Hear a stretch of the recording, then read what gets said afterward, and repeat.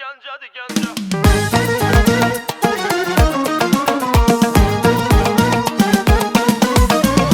Qəhrəman şəhərim Gəncədir, Gəncə.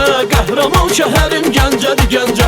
Yurdumun paytaxtı gözəl Bakımız, qəlbimin paytaxtı Gəncədir, Gəncə. Qəlbimin paytaxtı Gəncədir, Gəncə.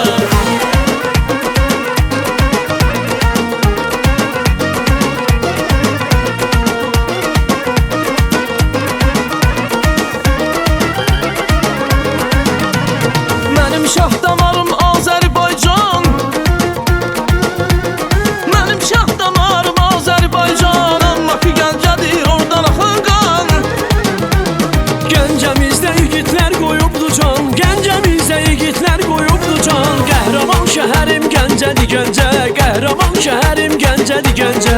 Yurdumun paytaxtı gözəl Bakımız, qəlbimin paytaxtı Gəncədir, Gəncə. Qəlbimin paytaxtı Gəncədir, Gəncə.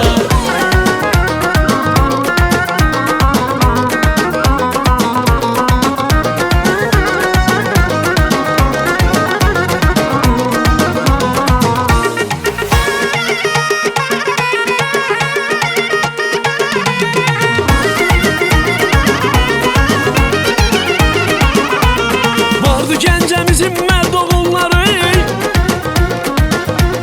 vardı Gəncəmizin mərd oğulları, qonaqpərvərdir bütün insanları.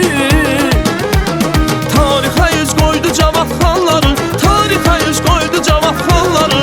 Qəhrəman şəhərim Gəncədir, Gəncə. Qəhrəman şəhərim Gəncədir, Gəncə.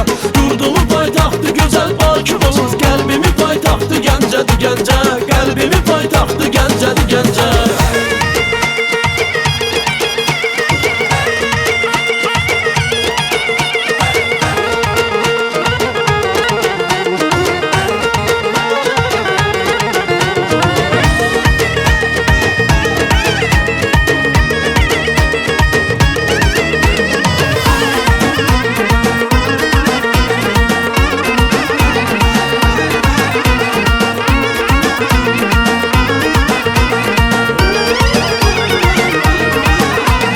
Başqa bir ölkə, başqa şəhərə, başqa bir ölkə, başqa şəhərə Gəncəni dəyişmək olarmı səncə? Gələn heyran olur bizim Gəncəyə, gələn heyran olur bizim Gəncəyə. Dahi Nizami yurdudur bu Gəncə, Məhsəti nənənin ocağı Gəncə.